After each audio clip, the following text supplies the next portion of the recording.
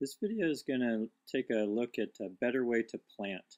Now, I'm going to make a couple of assumptions here that you've already looked at the video on the better way to dig a hole and also on soils.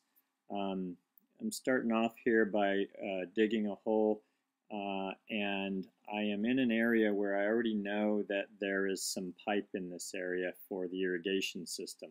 So I'm being a little careful about how I get my hole started and get going. Here I'm just removing the loose soil that I've already loosened with the sharpshooter D-handled shovel.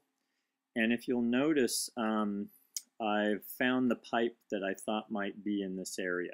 And this is it. This is my 3/4 inch PVC line. So what I'm doing is I'm clearing it out and I'm looking to see if I've damaged the pipe, which I have not. But now you're going to see that I will be more careful about how I dig around this pipe and still get the hole dug. Now, because I'm planting a shrub, I'm not worried about the pipes being damaged by the root system of this shrub. The system is not significant enough to cause any concern or damage. I'm checking depth of the plant hole here just to see if I'm in the right ballpark, and yes, I am. So now I'm taking some base soil, and the hole is a little too deep, so I'm filling it back up. One of the most important things when planting is to make sure that the top of the root ball is a little higher than the surrounding grade. So I put enough soil back in the hole to assure that that'll lift the plant up to the appropriate height. Now what I'm doing is I'm mixing my compost with the native soil to get a good mix for the upper 6 to 8 inches of soil. Now, one of the most important things in planting a plant is that the upper 6 to 8 inches only are treated with organic matter. If you've read anything about how I recommend planting a plant, you'll know that the native soil should be the only soil that goes back in the hole below the 8-inch mark or so.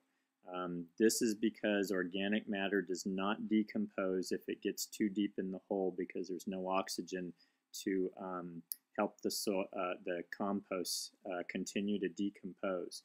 So we're going to refill this hole, which you'll see in a moment, with native soil in the bottom 2/3 or half, and then the top 8 inches only will be treated with the soil amendment. What I'm doing now is I've lifted the plant out of the container. I'm bracing the root ball on the side, and I'm holding the head of the plant over the hole so as I rotate it, it won't rip the branches. I'm scarifying the root ball with my pruning shears. I'm creating small tears down the side of the root ball so that the roots will not continue to spiral like they already have in the container. One of the things to be careful of is you really don't want to buy plants that have very heavy root mass or are root bound. This plant's right on the edge of that, but it's healthy and vigorous, so it's okay. I check my depth again. Now I'm backfilling the hole a little bit more with native soil only. And once I get that grade right, then I'll set the plant down in there, and then I'll start to fill in around it. And as I said, I'll start with the native soil, not the composted. You see the lighter color that's got more of the brown in there, not the blackish brown. And I'll get the bottom of the hole filled up. And then I'll come in and fill the top 8 inches or so with the organic matter mix of half organic matter and half native soil. Now, the thing is that we're trying to create a uniform layer of soil. And if you notice when I was digging the hole, there was already treated soil. There's a nice dark layer on top, and then as I broke through, you saw the lighter color.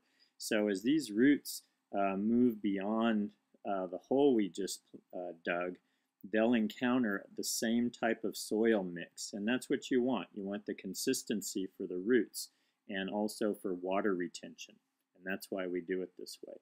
You see how here I'm showing there's about a 1/2 inch of root showing.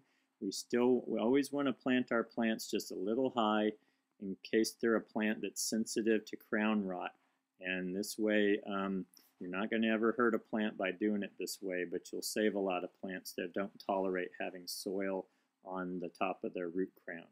Now I'm watering in the plant. I will stick this hose down the side of the root ball and saturate it so that it soaks the bottom, and then I can create any settling now and get any air pockets out of the soil. I'll continue to soak this root ball, flush out all the air that I can, and then lightly pack down the soil.